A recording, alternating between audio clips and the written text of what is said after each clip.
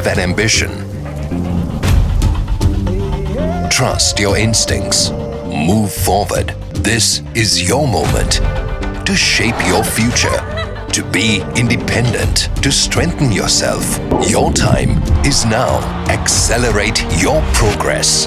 Empowering your progress for a fulfilled life. Union Assurance.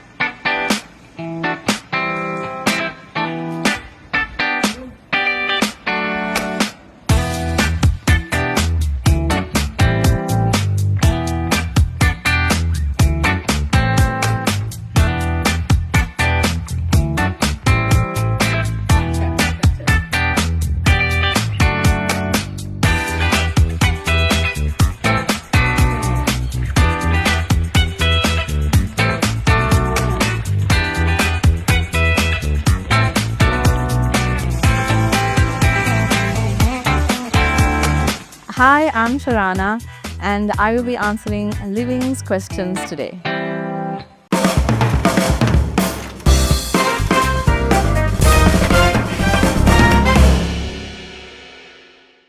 Hi, Shah. Welcome to Living Gets Real. It's a pleasure to have you with us today. So let's start with the first question. Let's start with your journey.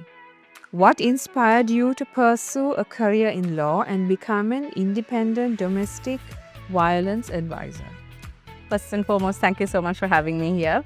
Well, when it comes to law, I think I've always wanted to stand up for justice, not really in the legal sense, but in a human sense. So it was like the natural path for me to take to become a lawyer. But when it comes to domestic violence, actually that story starts in law college. In my second year, I was asked to present a paper on women's rights. And when I was researching, and this was for the Commonwealth Legal Education Conference in Pakistan. So when I was researching, I noticed that Sri Lanka didn't have anything to protect victims of domestic violence. And that really struck a chord with me. I was quite upset and angry about it. And I wanted to make people aware of this. So as you know, most of the victims were women. So I wrote a paper on it, and I referenced other countries that have laws to protect victims of domestic violence, and I presented this paper. So ever since then, I was really quite vocal about it. And I was so happy that in 2005, they passed a law in Sri Lanka with the Protection of Domestic Violence Act, which was 2 years after I presented that paper. So, and when I went to England straight after law college, I naturally gravitated towards the same field, and noticing how much protection they had was really fascinating for me. So I educated myself in that field and continued to work in that area. Okay, that's very interesting. So you once said this is a relationship, not two strangers. Could you unpack that for us? Why is that distinction particularly important when we talk about abuse? So when you're in a relationship, you look at abuse through blinders. They probably don't even know it's abuse, because the relationship is built on love and hope and family and children. And when that person does something to them, they don't even know it's abuse. So for example, if you were to meet someone on the street and they say, "I'll break your arm if you don't do this for me," obviously you're going to report it to the police. But if it's a loved person, loved one, they might just do it out of fear. They might just say, "Oh, he's really upset right now. I'll just make him a cup of tea to calm himself down." They will not recognize it as abuse. And unfortunately, this is the issue. And I feel that we need to understand the emotional entanglement if we want to support women or victims. I'm saying women because I used to work with women, but victims can be men or women. And we need to understand the complications around this. So we're saying sometimes when it's a loved person, we take it for, like, it's a one-off thing or it's an isolated event, right? We really don't see it as abuse, correct? Not that it's isolated, it's just that we don't recognize it as abusive. So that's the reason I gave you the example of a stranger on the street. As soon as someone says something like that, you are going to immediately recognize that as abusive. That's not right. You can't speak like that. Or someone, even that simplest thing like you can't wear that, for example, you're going to say that, what right do you have to tell me what to wear? But if it's a loved person, you think it's out of love. It's out of, because of the relationship. And then also, even if you do recognize it as abuse, you don't want to leave because you built that relationship. The society's pressures on you, the children, all of this around you, and the stigma, especially in Sri Lanka, that's what I've noticed. No one wants to talk about abuse. No one wants to, and also it's normalized to a certain extent. So for example, controlling behavior. I've seen this with teachers, parents, so loved ones, of course, but it's normalized. And they say that, oh, we're disciplining them. So people have normalized emotional abuse a lot in Sri Lanka. And this is why I think it's so important for us to start talking about it and helping people recognize what it means and what it is. Okay. So you said you have been working with women, right? What has working with survivors taught you about resilience, both theirs and, of course, your own? So working with them has really shown me that resilience doesn't mean to be tough and leave the relationship. It's every decision they make, because it is so heavy. The decision, whatever decision they make, they are so brave to make it. And I want them to hear that. I want them to know that they are brave no matter what they do. And I really admire them for it. Again, I say whoever the victims are. And what I have also learned is that you need to listen without judgment. So I say this because when I started working, I used to think, why are they not leaving? It's so obvious. This is abusive. I kept telling them, okay, this is abusive behavior. Why haven't you left? There were victims who used to come to me after like 20 years of marriage, longer. And I used to wonder, how did they stay in there? Or some people who would come to me and say, oh, they left and they went back. And I would think, isn't it obvious that you were going through this? But no, after working with them for years, I realized how hard it is for them. How hard it is, because it is, you've built a life, you've built memories, have children, dependency. And again, society's expectations of you and financial burdens. There's so many factors. So we need to first be kind. You need to be kind to help support these victims. What can we do as individuals and as a society to support, you just mentioned, them who may be experiencing this abuse currently? So as an individual, like I said, listen without judgment. One of the things that I've noticed is that it's very easy for people to blame and disbelieve. So for example, if someone was to talk to a person in society and you say, oh, I don't believe what she's saying or he's saying, because we don't know what's happening behind closed doors. And the disbelief, the blame, all that silences them. So first and foremost, please listen without judgment. Let the conversation start. Even as an individual, I would welcome everyone to start having those dinner table conversations again. Sit around the table, have those conversations. Get people to start talking about emotions and allow that emotion to come through. Don't stop people from being or talking about emotions. So that is what you can do as an individual. But as a society, we need to start getting aware. We need to educate ourselves. Now, I have started a program where I'll be going into organizations and educating people about what emotional abuse is. First and foremost, we need to recognize what it is.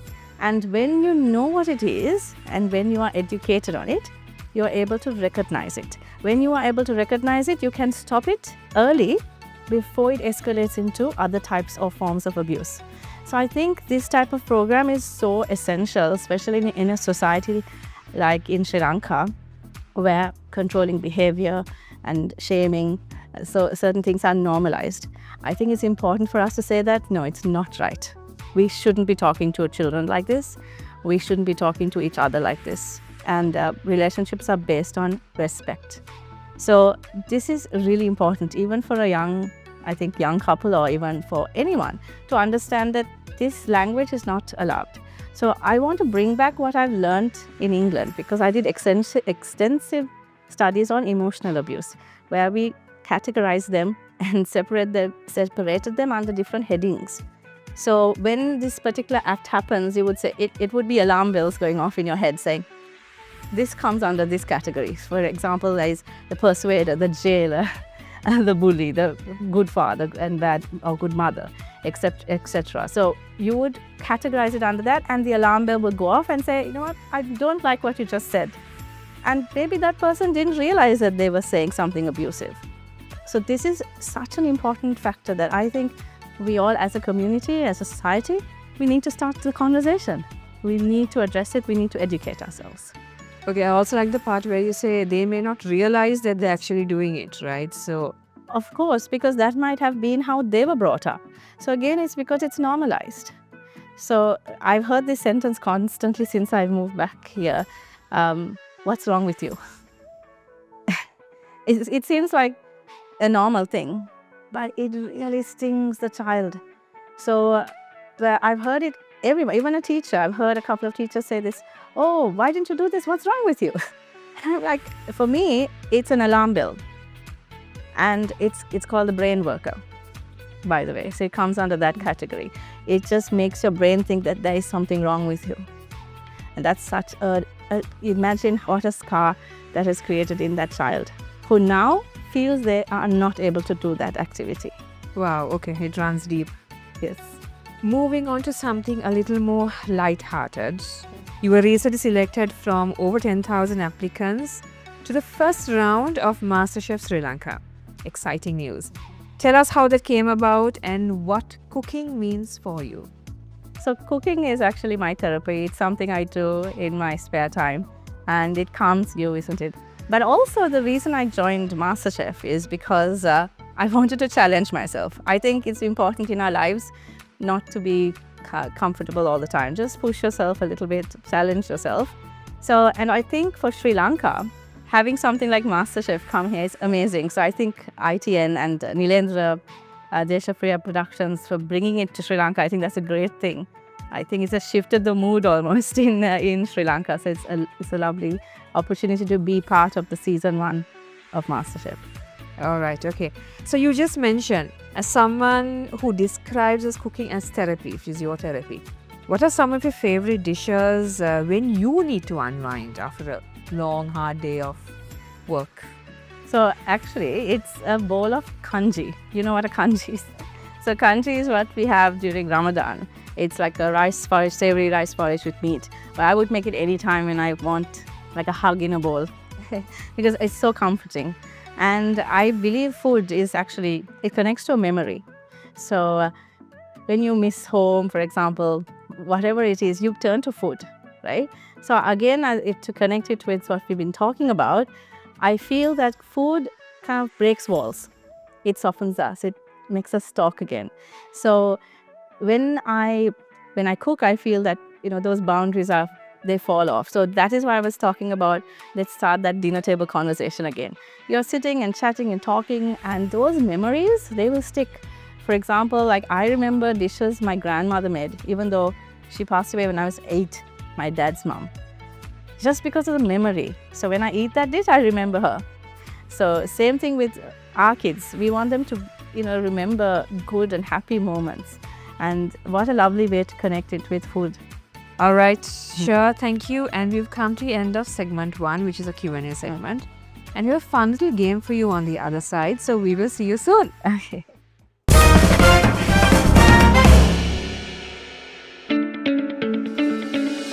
The latest issue of Most Respected is available at lmdmall.lk as well as selected supermarkets and bookshops.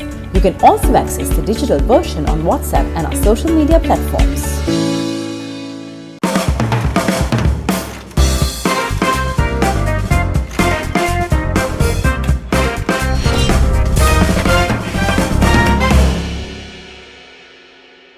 Hi, Shah. Welcome back to segment 2 of the show.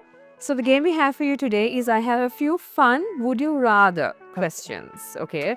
Some of them are fun, some of them are just silly actually, right? And some of them are a little serious, okay? So let's start with the first one, okay? So would you rather have the ability to see 10 days into the future or 100 years into the future? I think 10 days because I don't think I'm going to live that long anyway, isn't it? But I think 10 days is a good plan, so I can plan ahead. But generally, I always believe that to be taken off guard is always best, isn't it? Not to know exactly what's happening in the future. I think not knowing is also a good thing. Takes the surprise out of what's going to happen. I think so. Okay. Would you rather have telekinesis, that's the ability to move things with your mind, or telepathy, the ability to read minds? Oh, I think telepathy. That would be fun, isn't it? Knowing what the other person is thinking, because that would be nice. Would you rather team up with Wonder Woman or Captain Marvel? Wonder Woman, I think. Of course, girl power. It has to be that. Would you rather be forced to sing along or dance to every single song you hear? Oh, I have to dance because I think that's the best part, isn't it? Because you just, it just makes you happy. And I think while you're dancing, you could probably sing along as well. Yeah, since you already have a good voice anyway. Thank you. Would you rather find true love today or win the lottery next year? Oh, I think true love probably, because emotions for me play a huge role. Money doesn't really bring happiness, although, I mean, of course, a little bit might help. But at the end of the day, even if you have all the money in the world but no one to love, what's the point? Would you rather be forced to live the same day over and over again for a full year or take 3 years off the end of your life? 3 years off the end of my life. Oh my God, I would not want to live the same day over and over again. Imagine if that day was a bad day. Okay. I don't think I want to do that. So would you rather watch nothing but The Office or Friends for the rest of your life? Friends, it has to be friends, and Always has been nice friends. Would you rather have your own theme park or your own zoo? That's interesting actually. I think because I love animals as well, but I think theme park because have a variety of things. And I always feel like I want to welcome other people. It's just like I want to, because that's always been, even with cooking, it's about entertaining. It's not about cooking my food. I love to entertain. So I think a theme park will probably be a good place for everyone to kind of meet up. Maybe I'll have a petting zoo on the side. And your food? Yeah. Okay. Would you rather read the book or watch the movie if a movie is made from a book? So usually, of course, the book, because it helps me. It's the images are in your head, so you create those images, and I think they're more vivid than the movie. And I always found the book is so much better than the movie. It misses out on certain things that the book captures. So I think it'll be the book. Would you rather have Celine Dion or Eminem perform the soundtrack to your life? So I don't really like Eminem, so it's an easy answer for me. Celine Dion, of course, I don't like too much of sad ballads either. So Something peppy. Yes, yeah. All right, okay. So it's a cooking question. Would you rather get cooking lessons from Gordon Ramsay or Nigella? Oh, Nigella, of course, because I think I've watched so many of her episodes. I just love her flavors and her homely cooking. Because when I went to England, I didn't know how to cook, by the way. I had never cooked because although my mom is a brilliant cook, I didn't want to learn how to cook. And when I went to England, I used to watch Nigella. I learned from her. I also learned from Jamie Oliver a lot. But I loved her style. So yeah, it has to be her. Okay. Would you rather give your parents or your husband access to your browser history? My parents, because they won't even know how to use it. Okay. My mom, she'll always ask me, how do you even send an emoji? For example. Okay. Yeah. Would you rather be serenaded by Justin Bieber or Justin Timberlake? Neither. Oh dear. Justin. I know. But probably the Timberlake maybe, because If it weren't one of them, who would you be like to serenade with? Michael Bublé. That's the type of music I like. So yes, that would be to Frank Sinatra even. Okay, nice. So, would you rather give up coffee or biryani forever? Biryani, but never coffee. So it's either coffee or tea. It's a hot cup in my hand all the time. So yes, anytime is tea time or coffee time for me. So yes, biryani, that can stay out the window. It's fine. Okay, the last one. Would you rather go backstage with your favorite band or be an extra on your favorite TV show? That's an interesting one. I think probably be an extra on a TV show. And I'm thinking about Friends again. Probably sit on that couch and just have a coffee with them. That would be amazing. At the coffee house? Yes. All right. Okay. Central Park. Yes. All right. So thank you, Shah. We've come to the end of the show. Thank you for being so candid with your answers, especially in the first segment. And we wish you the very best in all your endeavors and also the very best for MasterChef. And hoping to see more of your content coming out. And we're very excited for the first MasterChef in Sri Lanka. Thank you for having me. There you have it. These are my answers to the questions and the game. Be sure to check Living's Instagram and Facebook pages for the latest episodes of Living Gets Real.